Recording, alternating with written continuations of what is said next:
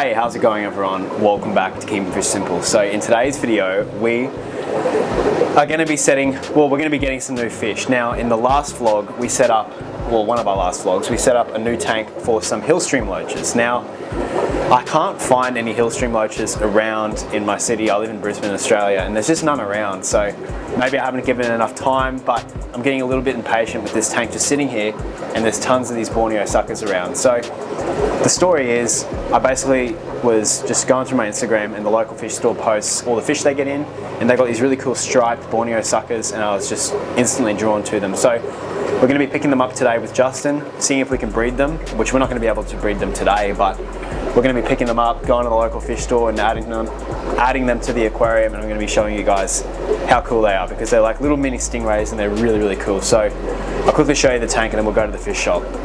So the tank these guys are going to be going into is this one here. Now this is an 80-litre aquarium.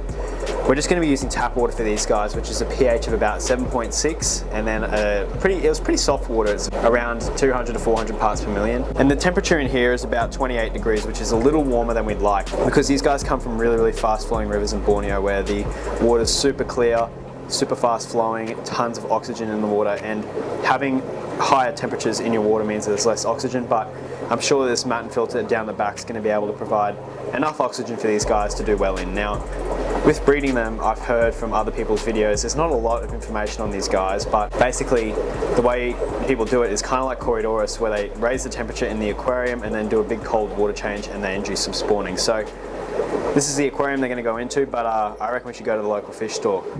Okay, so we're driving to the fish store now, and this is the fish store I normally go to. So we're going to be buying, I think, 14 or 15 of these little stripy guys. I don't know how long it's going to take to grow them up to breeding size, but hopefully, because I'm buying so many, I can get a little deal, because I also sell a ton of my fish that I breed to this shop as well. So we'll see.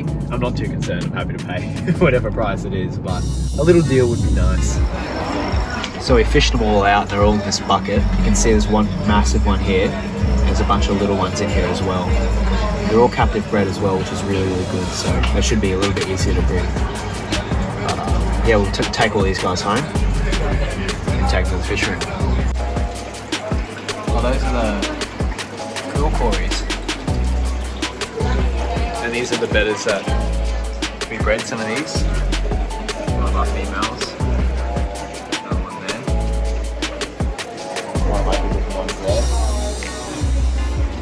One of Justin's GBRs, taking the whole tank. It's really cool too. I take Corys.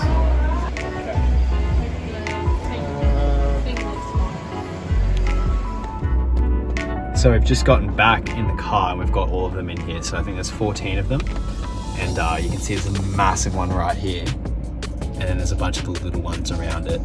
So we'll grow them all up. They're going to get heaps of rapashi, heaps of algae wafers, zucchini. We'll see what they're like.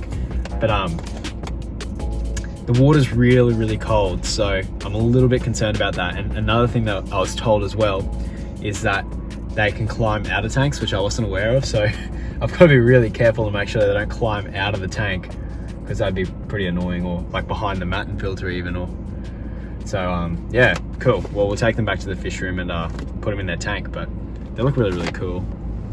I've never had these before. So we've just gone to the fish room. We've got the guys in here now. They're going to be going into this tank, like I was showing you before. Now, I'm not too worried about them like escaping or anything like that, because there's a big lip on the sides, so they're not going to be able to get up underneath that lip of the tank. We're going to float the bag and slowly introduce them by acclimating them, because I don't know how sensitive these guys are.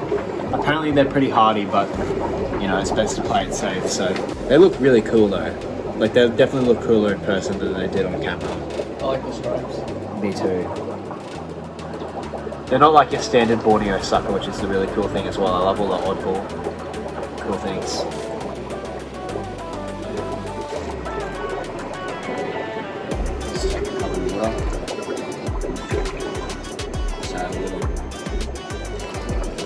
Then we'll leave them for a couple of minutes and do it again, and again, and again. So we've got them all in the net, and we're going to put them in the tank.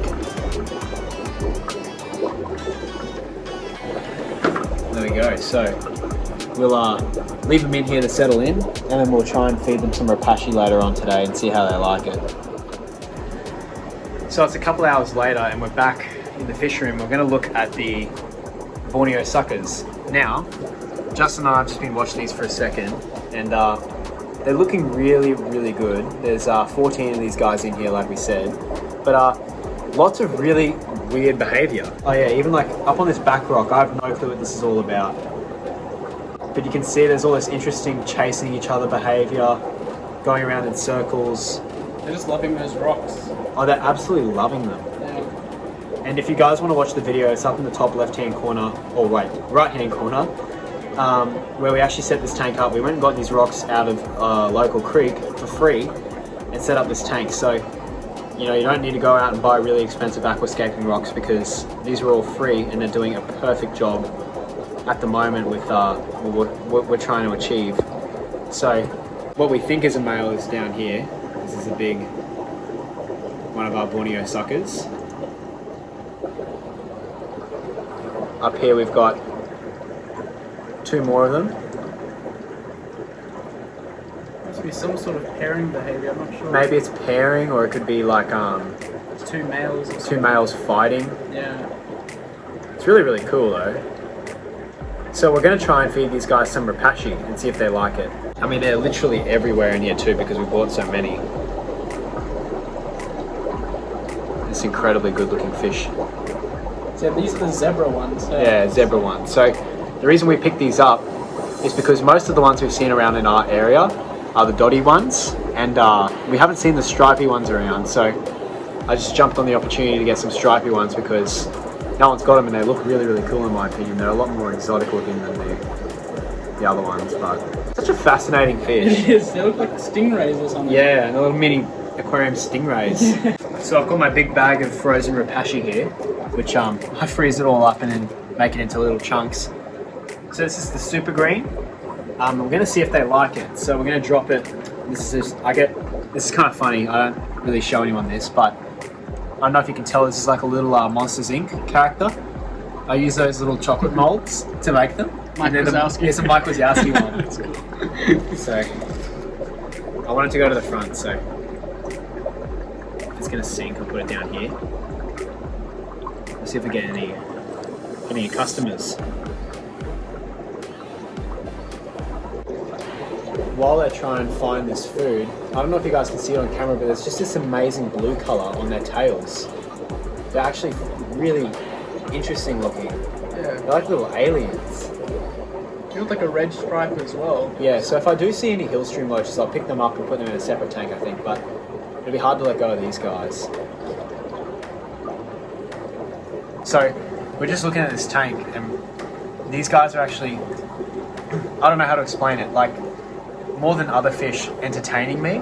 Like I'm just sitting here looking at them, and Justin was like, basically, yeah, because it's something so different. Yeah, I mean, like, you know, it's one thing to have a bunch of fish that are all like egg scatterers. Yeah. But like you can actually construct, like even the setup here is completely different to the tanks around it. Exactly. You have all these bowls and things.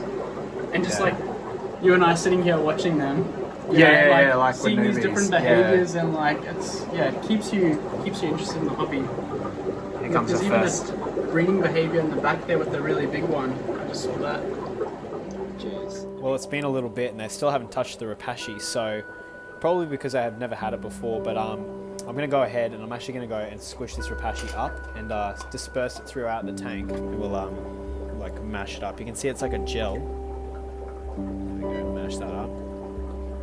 Get it all throughout those rocks so that they can go and forage and find it. It actually holds its shape quite well in the aquarium, so we'll see now if they want to try and eat that.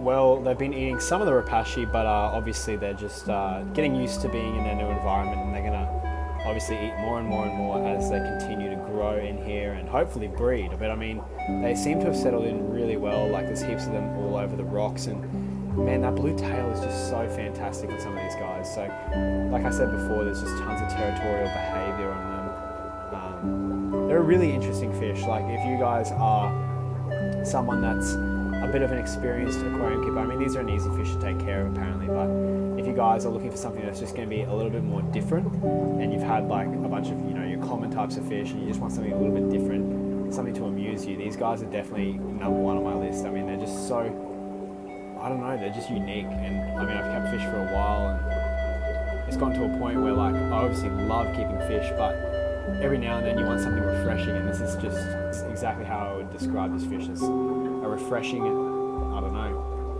thing to keep. It's just so different to what I've kept in the past, and I'm sure I'm going to enjoy breeding these guys in the future. And if not breeding them, just growing them up and making a bunch of content with them for you guys to enjoy and watch. So with that being said, I guess that's going to wrap the video up. Thank you guys so much for watching this. I really do appreciate it, and I'll see you guys in the next one.